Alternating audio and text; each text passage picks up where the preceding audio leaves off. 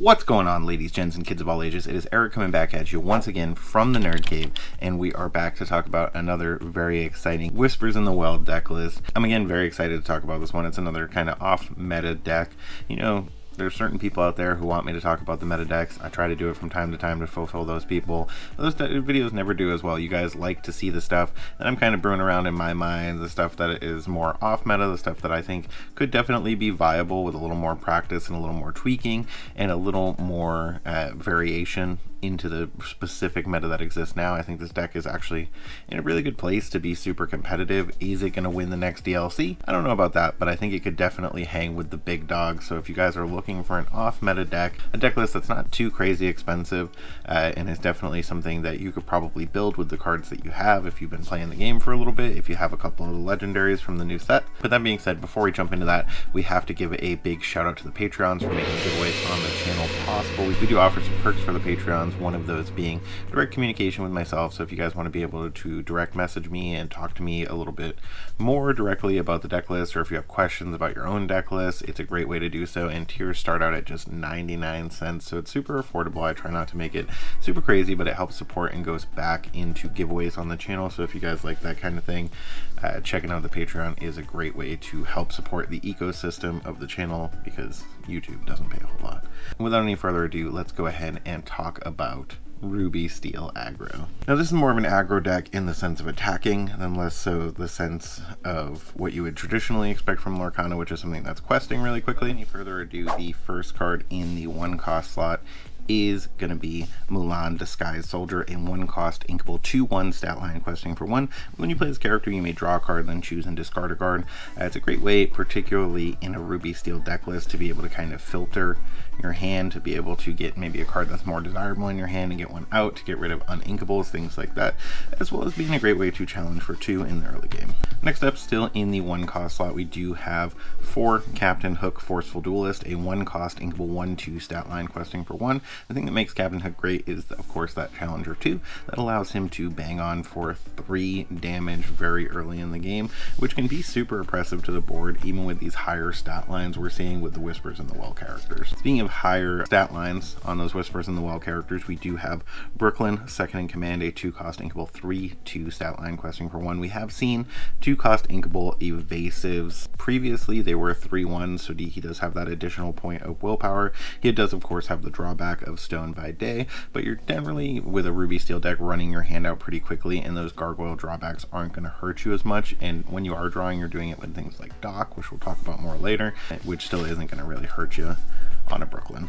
Alternatively, in that 2-cost slot, we have a card that's been around for a long time, a card that I still think can potentially be pretty strong in the right deck list, and that is going to be Gaston, Arrogant Hunter. I think this is a card that's particularly funny into the current meta where there are those higher strength and willpower characters. Gaston deals with that very nicely as a 2-drop that's able to challenge for 4. He does, of course, have Reckless, so he's going to be forced to challenge whatever is exerted on your opponent's side of the board, but we have some ways around that, and we'll talk about that a little bit more as we go. But I still think Gaston is definitely a relevant threat. A card that I still think is a relevant threat, but due to the limited ability to cycle cards in your hand, we'd really just have that Mulan. And of course, we don't have the ability to ink uninkables in this deck, so I am only on 2 Calhoun Marine Sergeants. It's a fairly tight deck list. You want to keep your uninkables fairly low with Ruby Steel, in my opinion.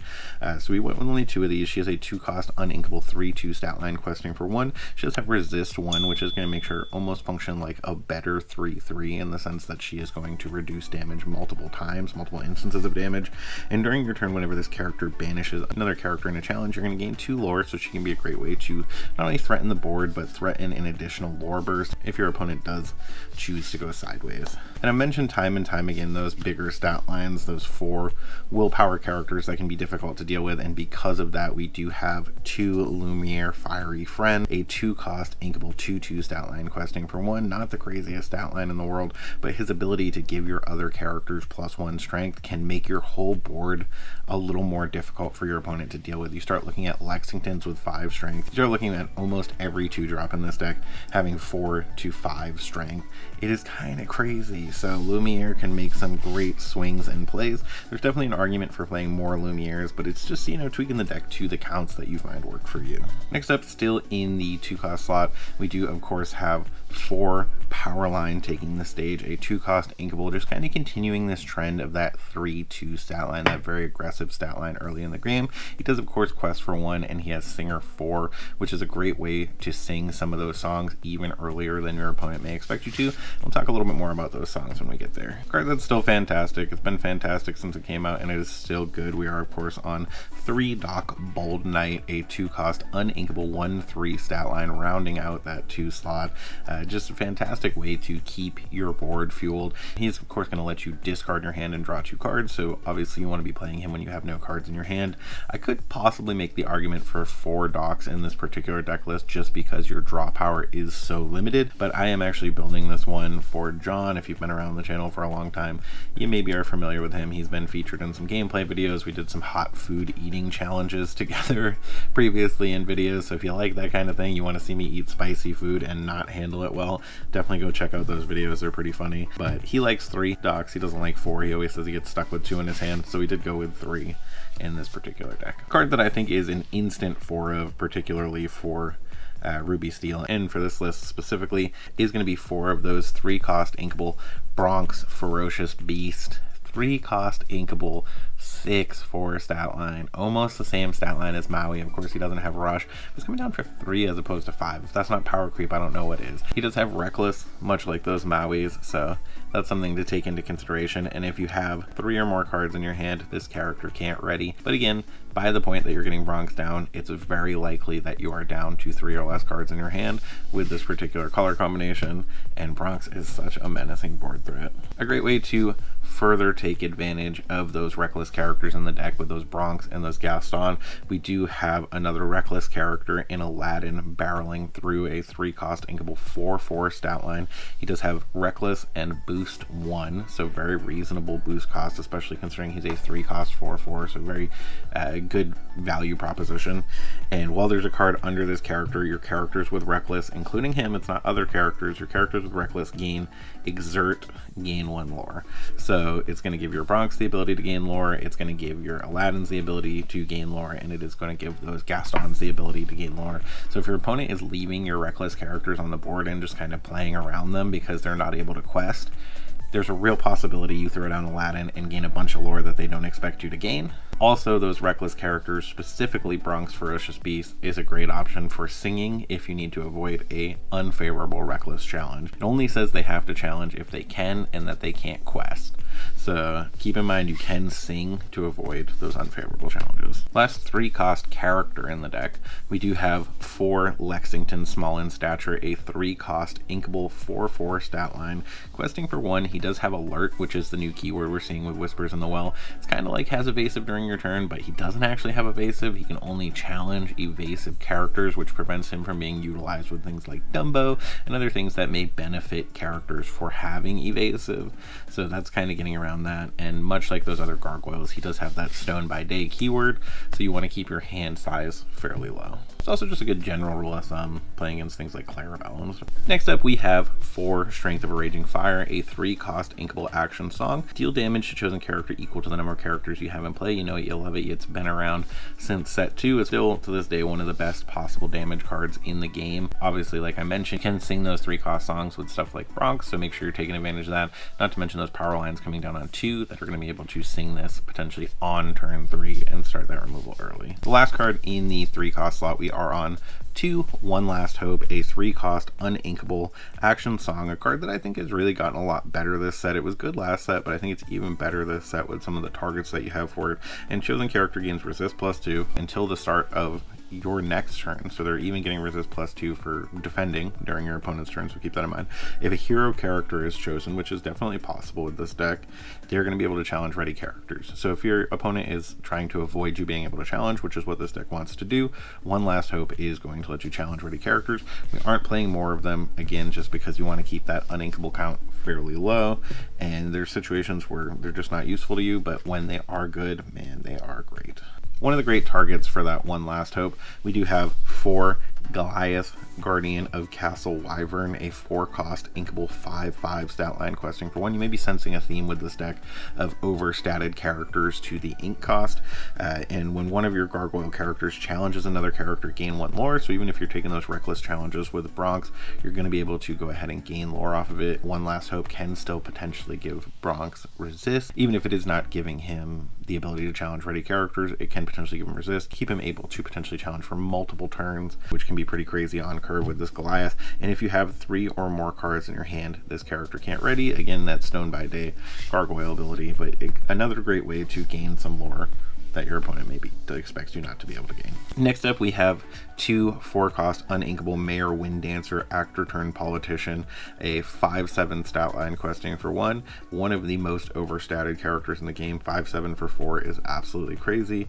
The only reason we are not playing more of this card, at least up to a 3 count, is again just keeping those uninkables tight, but I think he's a card that you really can't ignore, and you at least want to have a couple in there. And if you need those 4 costs as well as those power lines to do something besides challenge, we do have another song here in 3. He Hurled His Thunderbolt, a 4-cost uninkable action song. It is going to deal 4 damage to chosen character. Your deity characters are going to gain Challenger +2, which is not relevant to this deck list, but you know, if you're playing something like that, Hercules I believe is a deity, or Maui Shark is a deity, so if you really wanted to try to take advantage of that, those are potentially characters to try out. I went with Mayor Wind Dancer over Hercules. Maybe I'll try Hercules in the future, we'll see. But dealing 4 damage, potentially for free as a song, is always going to feel great. Even though it's a little weaker than Along Came Zeus, it's still a card that's seeing a ton of play. Next up, we have 4 Mushu Majestic Dragon, a big major piece of this deck, definitely where you want to be able to be on 5. It is actually the only 5-cost card in the deck.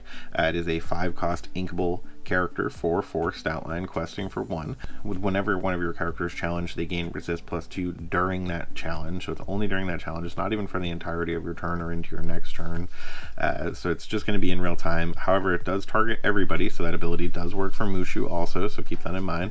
And during your turn, whenever one of your characters, again this works for Mushu, it's not other characters, banishes another character in a challenge, gain 2 lore, so it's going to give all of your characters, including itself, that Calhoun ability, and when they're challenging, they're going to get resist +2. You stack that on top of a Calhoun, obviously it makes Calhoun gross, and it just makes all those other characters really good. If you can take a challenge with something like Bronx for 6, probably banish something and gain 2 lore, it's going to be pretty good. And if you put that One Last Hope on him, you're probably going to be doing it with resist +4 in a way that he's not dying during that challenge, and he's going to be able to challenge again if your opponent doesn't deal with him. Moving to the last couple cards in the 6-cost slot, the first of them being 3 Mulan Elite Archer, a 6-cost inkable character, 2/6 stat line, shifting for 5, questing for 2. People may see this shift line coming a mile away. If you're forced out of the shift line, go ahead and ink the big Mulans. You know, that's really all there is to it. Hopefully you'll be able to shift them, and that will all be able to kind of come together. Ideally, really, if you can play Mushu on 5 and then shift her on 6, feels amazing. You're going to be gaining a good amount of lore, probably keeping her alive with that resist ability, and you're going to be able to go ahead and clear several characters with her combined abilities. When you play this character, if you use shift to play her, she gets +3 strength this turn, which is huge. And during your turn, whenever this character deals damage to another character in a challenge, deal the same amount of damage to up to 2 other chosen characters. So keep in mind, even as a 2/6, she's still going to be doing that. She's still going to be hitting 3 characters for 2, which is pretty great. But if she shifts down, she's going to be hitting 3 characters for 5, which is potentially game changing. So Mulan is very much a worthwhile card to have in the mix. And the last card in the deck, and a card you could potentially make an argument for playing 3 or 4 of. Currently we have 2, so I went with 2. I think 2 is enough if you have those docks in the list. If you want to cut the docks down and go with more Goliath, there's an argument for it, but he does come down fairly late and can potentially be removed before he's able to get you a ton of value. He may get you that 1 dock trigger, so it's like, why not just play the dock? But that's neither here nor there. He is also affecting your opponent, which is kind of neat if they have a large hand. If they don't have a large hand, him affecting your opponent is kind of a negative. But let's talk a little bit about his abilities. A 6/5 stat line, questing for 2, and at the end of each player's turn, if they have more than 2 cards in their hand, so either player at the end of their respective turn, if they have more than 2 cards in their hand, they choose and discard cards until they have 2, which is kind of great if your opponent has a big hand, like I mentioned. If they don't, and they have no cards in hand or very few cards in hand, then if they have fewer than 2 cards in their hand, they draw until they have 2. So the idea is with Ruby Steel, this is almost always going to be beneficial to you because you're going to have less than 2 cards in your hand, so you're going to be able to draw some cards, but it is going to be at the end of your turn, so you're going to be at the mercy of potential opposing discard, and your opponent's still going to potentially be able to take advantage of that ability. So it can be kind of a mixed bag, even though we've seen the Gargoyle price, even though we've seen that Goliath price go up historically over time. And of course he does have the Stone by Day drawback ability that is going to not allow him to ready if you do have 3 or more cards in your hand, which if he's on the board probably shouldn't be happening, right? That should be impossible, so he's always going to keep himself in a position where he's being able to be readied.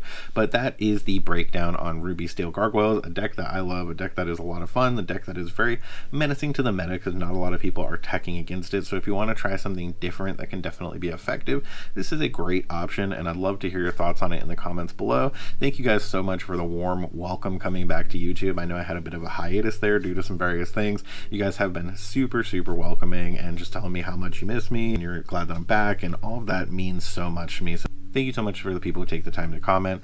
If you feel so inclined, like and subscribe. It helps me to get recommended to people who may enjoy the content that you are enjoying. And as always, when you see those toys, video games, and Mayor Wind Dancers looking like characters from Ren and Stimpy, remember, it is not a mirage. You guys have a great day.